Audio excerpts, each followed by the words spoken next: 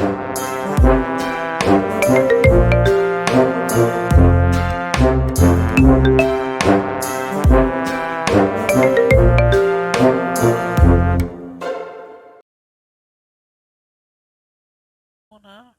your resident lefty shell.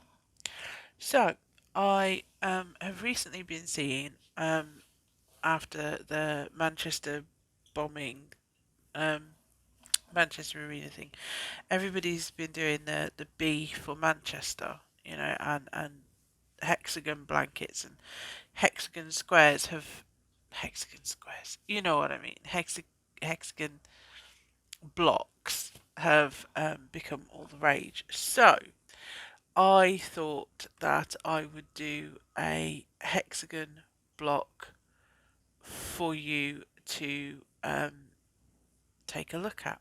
So I'm using an Aran weight yarn, or a really light chunky. It's not very chunky at all, and this is a 5mm, 5.5mm hook, 5.5mm hook. So what we're going to do is, you can do this two ways. You can either do the magic square, a magic circle. I'm getting all my shapes mixed up today. It's going to be one of those days, isn't it? So you can either do the magic circle, which means that you can pull it super tight in the center, or you can do chain 4, slip stitch into the first chain, and that will also work, but obviously you won't be able to pull it as tight. Now, what I normally do with this one is I do the magic circle. So the way I do the magic circle is palm up. I put the yarn in between my little finger and my useless finger. Let's go with that one. um, and then go over and go through again. So you're holding it. You're holding two yarns of that, and then turn my hand and see how. So I've still got it running parallel here at the moment, but then I go over and make sure that they're crossed, but still tucking it in. So now that they're crossed, can you see? And I put my hook under this first one and over the second, and I pull it through and twist. Do you want me to show you that again? So, right. So it's over, cross it over. You can cross it over on your palm actually, it doesn't matter. As long as you've got, so this is the first string and that's the second time you've gone over. Can you hear my dog grumbling? And then you just pull it under and twist your hook up. And then that's it. And then what you do is hold it really tight and oops, and just slip stitch. And the slip stitch then, well, the chain, isn't it? That holds it all together. So that's how that works. And then, right, so what you want to do is you want to get it so that this side, because obviously you've got the side where your tail is, you want to be working over your tails. And what I normally do is I make sure that my tails go through. What I'll do is I'll take that through an extra time so that it's like that, and then just crochet over it. And it will, if you go over it like that and you go through it again, it will take a little bit of fiddling to pull it through because you've gone through it. But think about it, the more you've got to fiddle to tighten it, the more it's going to last, isn't it? And obviously you're going to weave that end in at the end. So let's carry on. Right, now from here what we want to do is chain 2. So 1, 2, and then we double crochet. So there we go.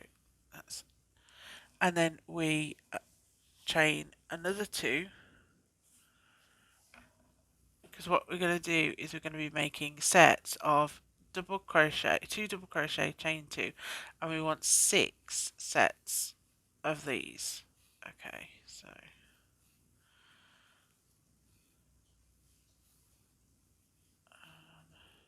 2. All the time, look at how I'm holding it. Ugh. I put my fingers through the magic circle because that's how I hold it to keep my stitches even and tight. That's how I do it. You don't need to do it the way I do it. It just makes more sense to me. And then I can pull it tight and work away around it as I'm going. So I've chained 2 and now I need to do another one because we need 6 sets, don't forget, of 2 chain, 2 double crochet, 2 chain. And it's important to remember that it's 2 double crochet, 2 chain, because what you don't want to do is miss that last, oops, going off camera there, sorry, miss that last 2 chain off, because that's important.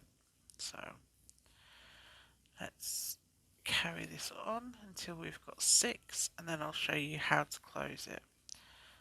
Chain 2, how many have we got now? 4, 1, 2, 3, 4, and then 1, oops,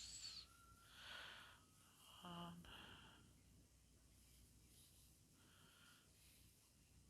2, and then this last one. Let me get some more yarn off my ball of yarn. Oops.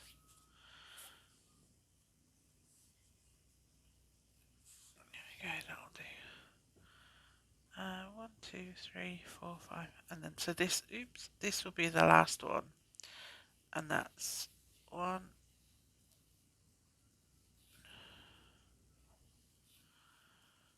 2,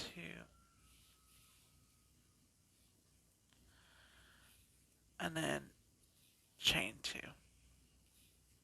Okay, so now you can kind of tug that and fiddle all of your.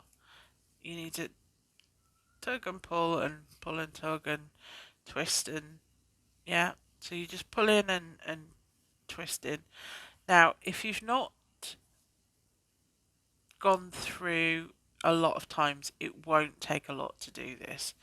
But obviously, I twisted my yarn through the centre 3 times, so it took a little bit of tugging there to get it done. But you see how tight you can get that? There's literally no hole there. And then what you can do is we'll just chain into that top of that chain there. So slip stitch into the top of that chain. Right, so now if you can see what we've got, we have got the start of our hexagon. 1, 2, 3, 4, 5, 6. That is your hexagon shape starting to take shape. So now what we're going to do is we're going to chain 3 and get some more yarn off the ball because oh right, so we're going to chain 3, 2, 3, and notice that that stitch is in that chain. So now we're going to double crochet into the next double crochet. 1,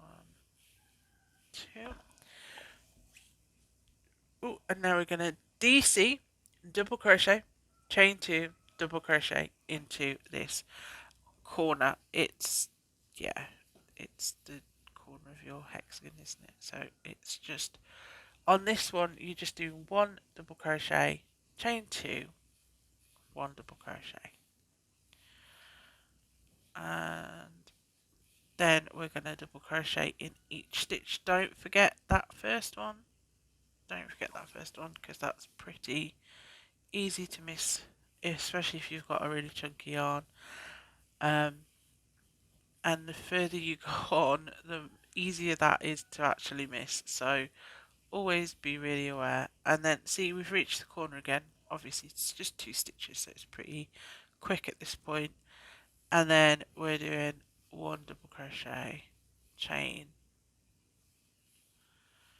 2, 1 double crochet, all in the same gap from the previous, in the chain space from the previous row.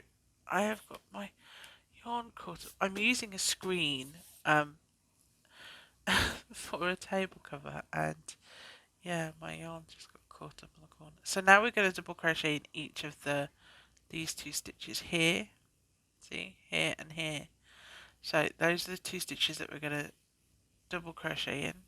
So that's 1 double crochet, 2 double crochet, and then we're going to 1 double crochet, chain 2, 1 double crochet.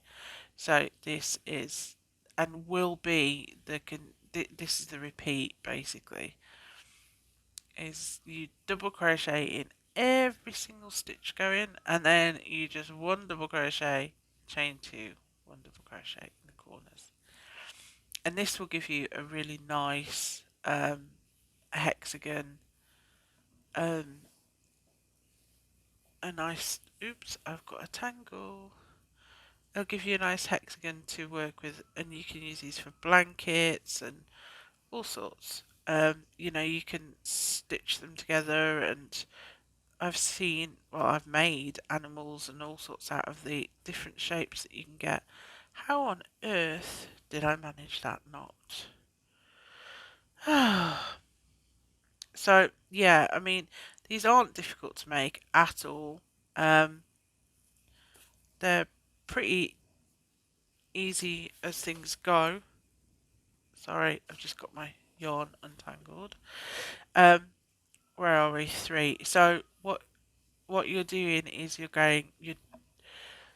adding 2 to every row, because you're always adding 1 in each corner. So there's 2 per row then.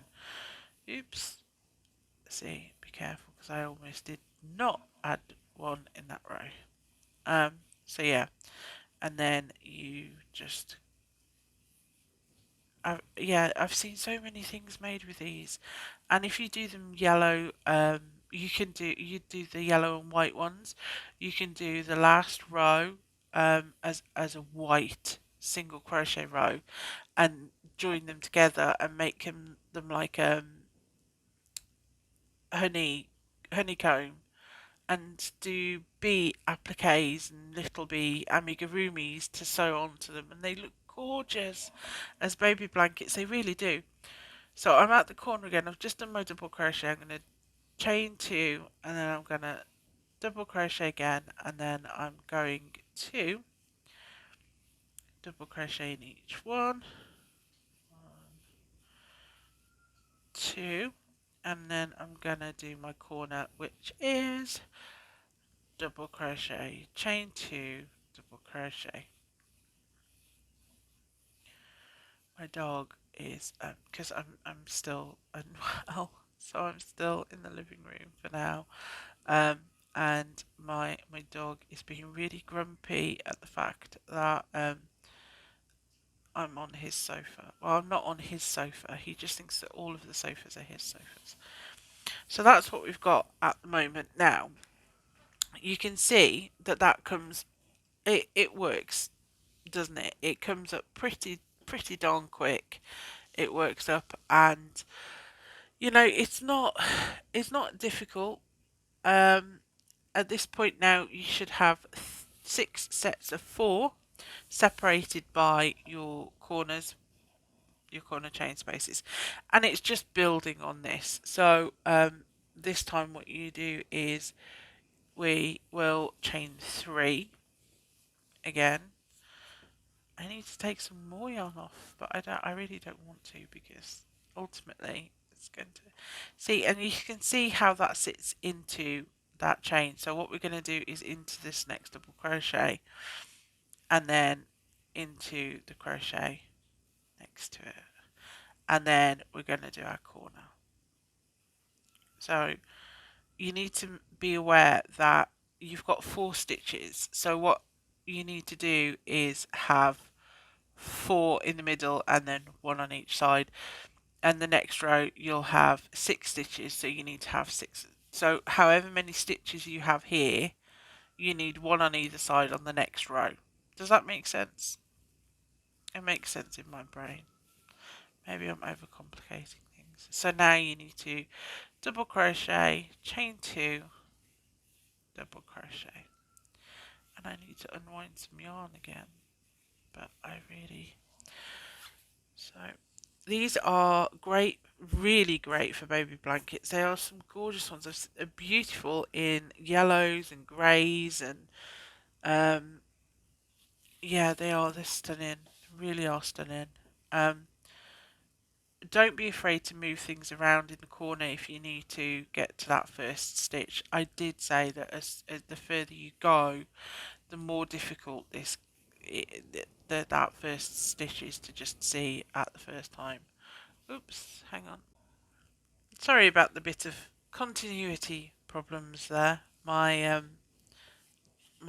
darling husband rang me in a tears because yeah, it's Burke. That's what he does.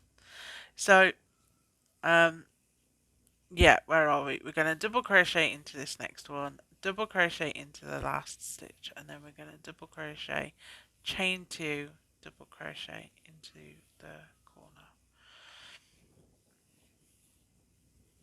And yeah, this is a really lovely yarn. It's quite soft. And I don't know what it is because it just came with no bands on, but it's absolutely beautiful. So yeah, we're going to double crochet into each stitch again, and we're just going to continue this all the way around, and I'm probably going to talk absolute nonsense to you. My dog is passed out on the sofa now. Yeah, see, told you talking nonsense. So we're going to double crochet, chain 2, double crochet. If there is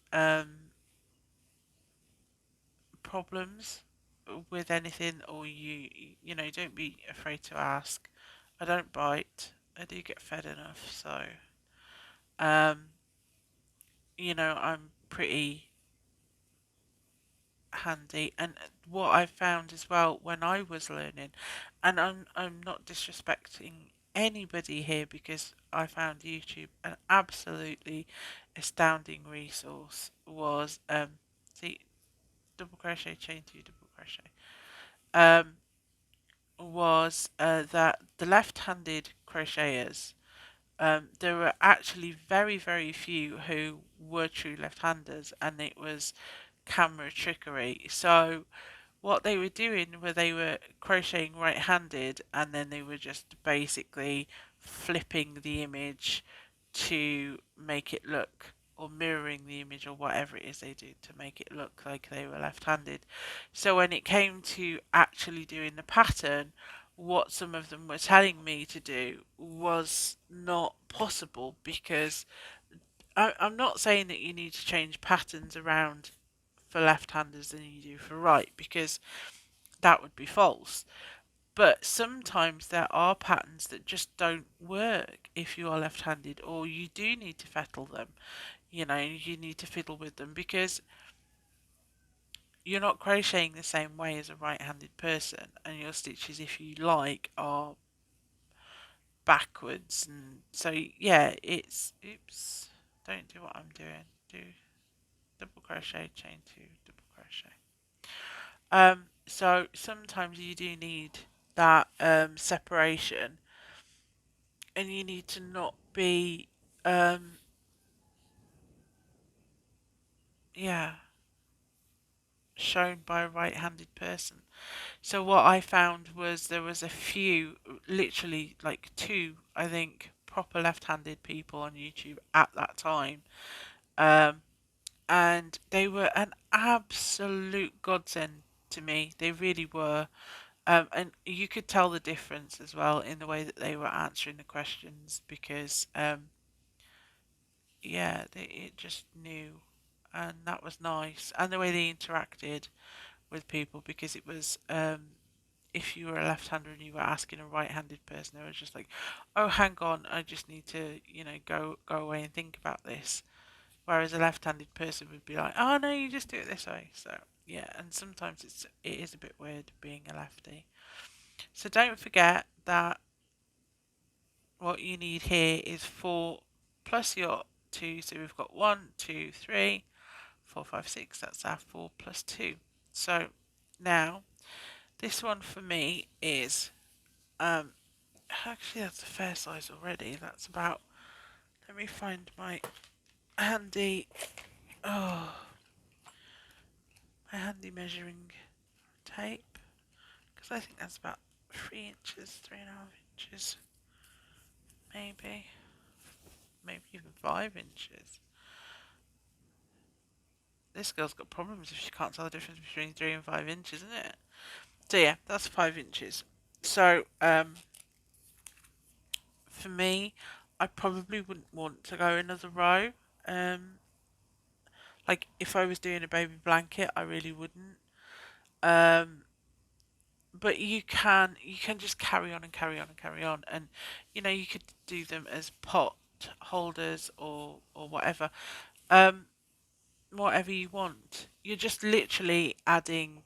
It's the same monotonous pattern all the way through, in the respect that nothing changes. It's not like with a Sophie's Universe where you're doing something different each row. It's not like a virus shawl where you've got 4 different blocks. It is the same. So, I mean, I'll happily go around it once again to show you guys. So it's chain 3, and then just you can see that that's in the top of the chain, so we just double crochet into. Did you hear that? That was my border collie, not the one that's asleep on the sofa. It was my border collie Mars bar, yawning and deciding that he was going to sprawl out for a change, which is nice because it means he's quiet. And I do think he's like got ADHD because he has all of the energy all of the time.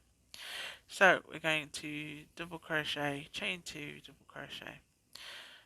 And he has no attention span. He's not like a normal border collie that will at least listen to instruction. No, he's like, if there's a leaf 10 miles away that's blowing in the breeze, he wants to bark and bark and bark at it, and no amount of stopping it training will just, yeah, he's terrible. Right, now, so like I said, it's just double crochet into each stitch all the way along. One,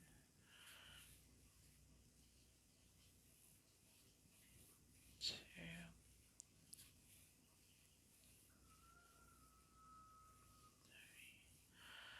So now we should have 8 stitches. 1, 2, 3, 4, 5, 6, 7, 8. See, so it's the 6 from before plus your double crochet, chain 2, double crochet. So yeah, chain 2. What I will say is, if you want to learn this and more, or you want to see, you just double crochet into each stitch. If you want to learn anything, if there's something specific that you want to learn, drop a comment asking me, and I will get around to that video as soon as I possibly can. I'm going to make a list of all of the requests that I've had, and we'll take it from there, basically. And you'll be added to the list. I don't mind clarifying more things if you need a super basic tutorial, or you want something a bit more advanced. Then feel free to just drop us a comment, and I'll I'll get round to it straight away. Sandy is our resident right-handed crochet tutor. She does her own crochet videos on the same page, so your mine will always be entitled with left-handed, because obviously it makes it easier for everybody, for all entailed, to find it properly. So here we go, and then this yarn really is gorgeous, and then there we go.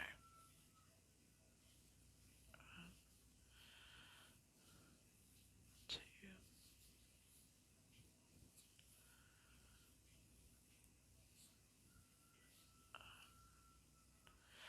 And there are different hexagon patterns even. I mean, there are different granny square patterns. There are so many that I don't think you could crochet them all um, in one lifetime, really. You know, there are granny square patterns with overlay mosaics, and there are granny square patterns that have got, you know, it's such intricacy. It's unreal.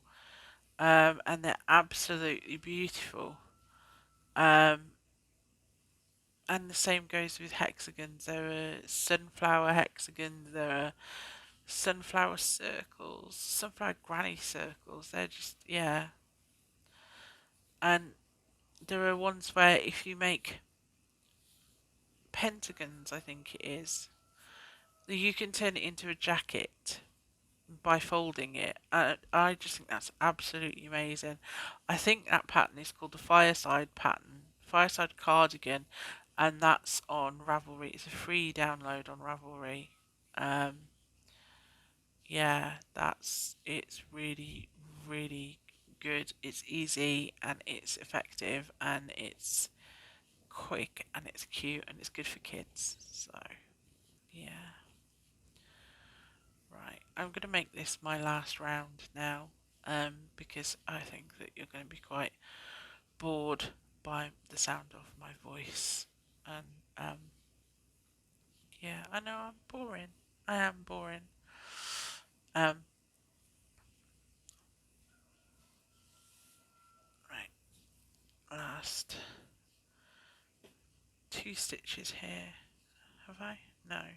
Last. Oh yeah, last two stitches. Don't be fooled, Shell. See? It's easy to be fooled by those stitches. Don't be. Always count and make sure that you've got the right amount of stitches on this closing one. 2, 3, 4, 5, 6, 7, 8. There you go. And then we close it off into that chain, slip stitch. So for me now, that's big enough for me now. That's going to be 6 inches. Um, you could quite easily do a nice single crochet blue border all the way around, and in the corners I would just do 3 single crochet, and that would be quite sweet, to be fair. Yeah, I don't think that even needs blocking. It's quite pretty, quite beautiful. If it's done in yellow, it will be just like honeycomb, which together it's what it's supposed to be.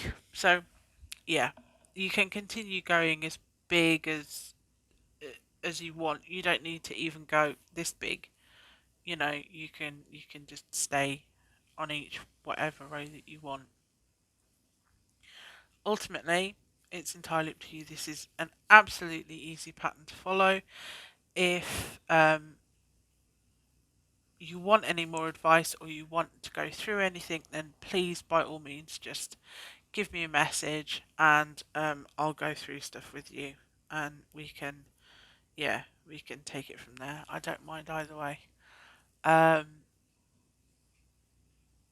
yeah, enjoy. Don't forget to click subscribe, and share the video about a bit, because the more views we get, the better for us, and it all goes back into the group anyway. So enjoy.